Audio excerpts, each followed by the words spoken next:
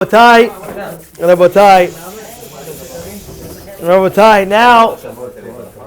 Now we're gonna deal with another topic that is a life lesson in our lives, and that is like this. Listen, we don't talk about this a lot, but tonight I'm going to say a little bit about it, and that is, if you look at Yosef, right? He gets thrown in the pit, and now he's getting sold again, in the caravan going down to Egypt. Everybody knows that the Arabs would hold tar and disgusting smelling oils and gas and things like that. It says the Torah goes out of its way and specifies that this time Yosef didn't have tar, and it specifies like 3 ingredients of spices. And the Torah goes out of its way and say, by the way, you should know, these Arabs, they were holding these spices. Now, my question to you is, Yosef is getting thrown out of, basically sold from his brothers. Do you know how, we should never ever know, but could you just imagine you're grown up with like 4 or 5 brothers, 6, even 6, 7 brothers, you know? And then all of a sudden, all 6 of them, they start saying, oh, this guy, let's kill him. And you're all alone in a desert, and you're like, what? And you're hearing all this, like, what? They're going to kill him? What's going on? How does Yosef feel? I'm your brother. How could you even do that? So what? Of course, they had their cheshbon. The brothers held it was min shamayim that he should die and everything like that. Yosef should die. But I'm not going into them. But I'm going into the mind of Yosef for a second. Like, what's going on? And then all of a sudden he gets thrown into the pit. After he gets thrown into the pit, he gets back alive. And now, my question is, do you think Yosef cares right now if you had a caravan filled with spices or tar? Did you ever meet a guy who's DP'd ever? You ever meet a guy like for real, like they need medication? I met one time a guy, and Hatzalah it took him 3 hours, Hatzalah, to talk to the guy to get him out underneath his bed. 3 hours Hatzalah came just to talk him down. You think a depressed person, you think they care what they eat like? They want to just get by, you know, they can't think. My question to you is, do you think that Yosef right now cares? Oh yeah, wait 1 second. Oh, there's spices over here. Let's chill now. There's spices on the caravan. Wow. He's getting thrown onto the caravan. He's getting sold from him. He's not going to see his dad anymore. He doesn't know where he's going. He doesn't know what's going to be. Wait.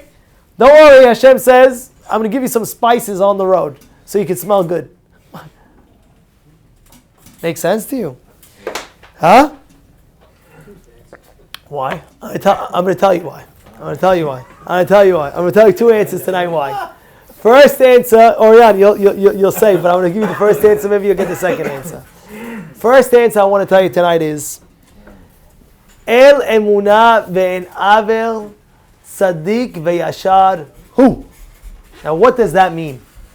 That means, in life, this is a very scary point in life, but it's true, and it's a hard thing to deal with, but there's punishment and there's reward. If a person has to be punished for doing something that he wasn't supposed to do, people think, oh yeah, I'm not going to get punished. I can do whatever I want in this world, and I'm not. It's not true. It doesn't work like that. If a person did sin, he eventually has to take care of that sin. He has to take care of an inconvenience in a different way. You had that pleasure in this way, you can have, has shalom, have the inconvenience in a different way. But we can't get out of there's something called din v'cheshbon. Everybody has a judgment. Everybody has a system of din, and there's cheshbon, and it's exact. Towards Hashem, it's exact. Nobody beats the system. I told you could beat every system in the world. I told you get the PBA cards, you get the detective cards, you could pay off whatever, everything like that. You get off everything. You could cheat your way through elementary, high school, college, whatever you want. Bottom line is, there's one system you can't break, and that's God's system. You can't break it. So whatever is punishable for any avera, that's going to be taken care of. The good part of all this is that God is exact. What I mean by exact is, You see from the case of Yosef. Yosef was sitting down in the caravan. Right now, sitting down in the caravan, they always having tar there. They're always having gasoline there. But being the fact that God, Hashem, saw that this punishment he did not deserve, so guess what happened? That second, all of a sudden a different caravan came along, and the Torah says, guess what? There was spices instead of tar. Why? Who cares? Because it's showing you the justice, how God is so precise in the punishment of mankind. He's so precise. If a person, let's say for example, stole, there's a difference if he stole $1, stole a penny, stole a quarter, doesn't make a difference, but it's exact. It's exact. If a person started, I told you the story about Moshe Feinstein. Again, it's a high level. Moshe Feinstein was a high level, but at the end of the day, Moshe Feinstein got a heart attack, a little bit of a heart attack, in his older years, and he went back. If a person gets out there, we blame it on the fried food that we had. He blamed it. Which sin did he do? He went throughout his entire life, and he ended up coming back with that. He laughed at one of his friends when he was in class, because you're laughing at another Jew. Not laughing at another Jew, but he blamed it on that happiness that he had in his heart. Rabotai, Hashem is just. He's exact. He's exact. Think about it. You know what happened when Yosef was back and forth? Reuven was the one who said, don't kill him, throw him in the pit. And what was Reuven thinking? The oldest brother, what was he thinking? He'll come back to him after and bring him up. So you know what the Midrash says over there? Everybody knows this. Midrash says they spoke about this in the Torah. Reuven saved his brother. He wanted to save his brother by putting him into the pit, and later on he was going to pick him up. Wow, isn't that a compliment? It's a great compliment. But Midrash says if Reuven knew that he was going to be written in the Torah, that he was doing that, his intentions, what would he have done? He would have took Yosef on his back in front of his brothers, I don't care, and brought him back to his father. So now my question to you is, why would he have done that? Because the Torah is writing now. The Torah is writing different of it. Is that the reason why? Why did he do that? Should I tell you what I heard a beautiful pshat today. He said the pshat is not that he wanted the honor of being written in the Torah. Look, Reuven went ahead and he put him on his shoulder and he brought him. No. Reuven would have understood if it was written in Torah. That would have been that means it was the right thing to do. It was the right thing to do to try to save his brother. And if that was the right thing to do to try to save his brother, he would have went all the way and he wouldn't care about any of his brothers and he would have done the right thing of carrying him. So if that's the case, why didn't you do it originally? You know why? So sometimes a person might see that there's peer pressure. He has 10, you have to understand, there was all his brothers are around. Even though Reuven's the oldest. They all want to kill him. Now he has peer pressure. Oh man, he has to get on the good side of this Shimon, Levi, Yodai, Issachar, Zvulun, Dan, Naphtali. Each one he has to get on their good side. So it's a very big peer pressure to hold your stature against all of them. But now he's saying, if the Torah, now I see that was the right thing to do. If I knew that was the right thing to do, I would have held strong with all the peer pressure. You see, a lot of times in our life, we have that peer pressure where we don't blossom. There's so much pressure around it with our peers, relatives, friends, people around us, where we don't flourish. Our potential could be so much more booming and blossoming, but our fear of others, of other people, is so strong that it diminishes the success of ourselves. You know that? It's so true. The Gaon of Vilna, he quotes a pasuk. It says, "Holech beyishro yireh Hashem." The pasuk says, "Holech beyishro."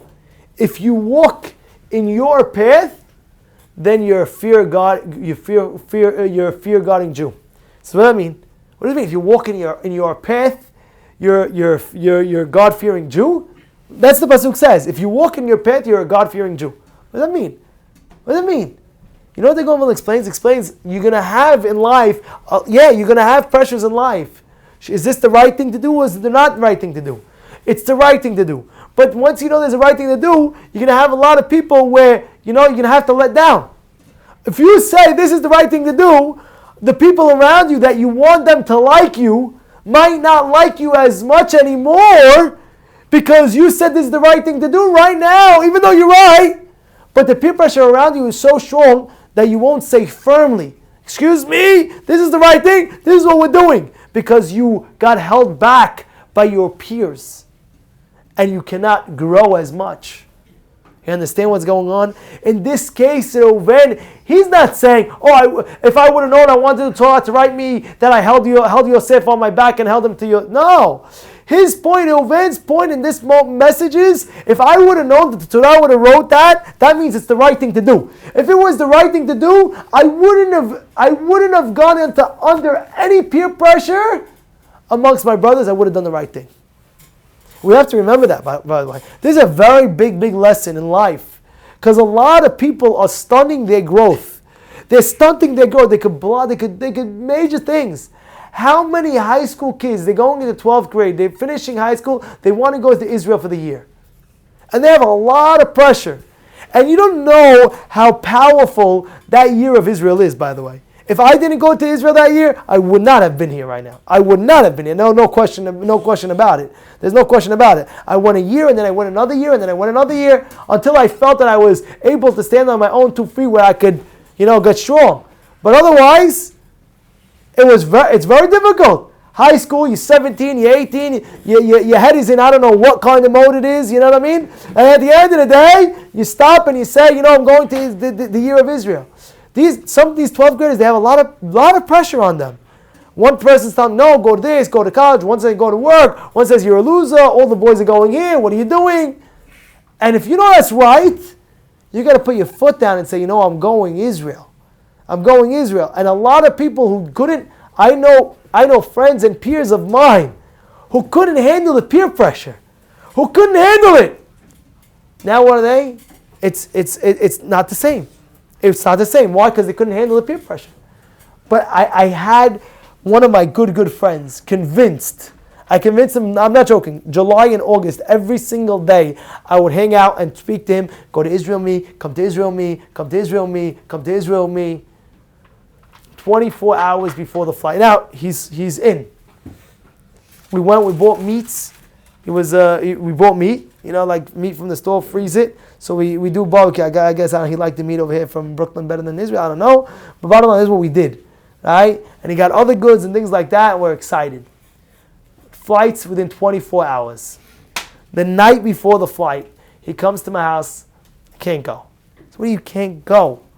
His grandmother called up his father and said, do not let my grandson go. I'll kill you. Don't let him go. Whatever it is. I don't know what she said. But bottom line is, it was a peer pressure. It was a very big peer pressure. A person that really, really wants to do something, you'll be able to get it done. Even if the father says, no. A son could convince his father, Daddy, you don't know how badly I want to. You don't know how badly I want to. I know from my own personal experience. I went 4 years to Israel. I remember my third year, my father's like, that's it, I miss my son every year you're going, that's it. I finally begged him, I said, Dad, let's go. I was pushing, until finally he let me go. The night before I was leaving, I lost my passport. I lost my passport, true story. I called my father, I said, Dad, I lost my passport. I don't know where it is. You think my father hid it, right? No, my father did not hid it. Listen to what happened. My father was telling me, Gamzu, Tova, everything's been Hashemayim, you will find your passport.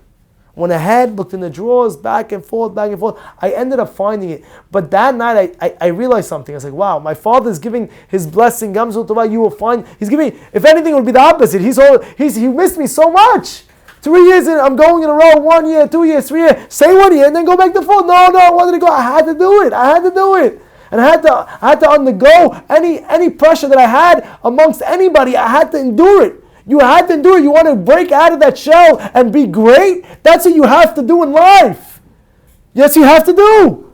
And I did it. And guess what? That night, I'll never forget, my father tells me, it's the best thing, you'll find it. He's giving me his blessing that I will find the passport. That he really didn't want me to go to Israel because he missed me so much. Not because he didn't want me to learn. He wanted me to learn. He missed me. He said, learn in Brooklyn. Learn here. But I couldn't. I personally couldn't. Whatever it was, I needed another year. I needed one more year. But what? Look, at the end of the day, pressure, did it, done. And the father, you really want something, you could do it. You could do it. Sometimes, you cannot take no for an answer sometimes. You know that? You ever hear that expression? Yep. Don't take no for an answer. Sometimes you gotta relax on that no also. I know people think, I'm never going to take a no ever. And it's like, I'm giving you a no, that's it. But at the end of the day, in things that you need and you need, break out that peer pressure, break out that thing. And guess what?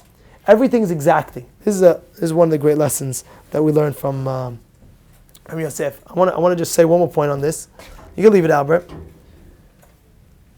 You want to pause it? You can pause it. Pause it. Go pause it. We'll do the next clip right now.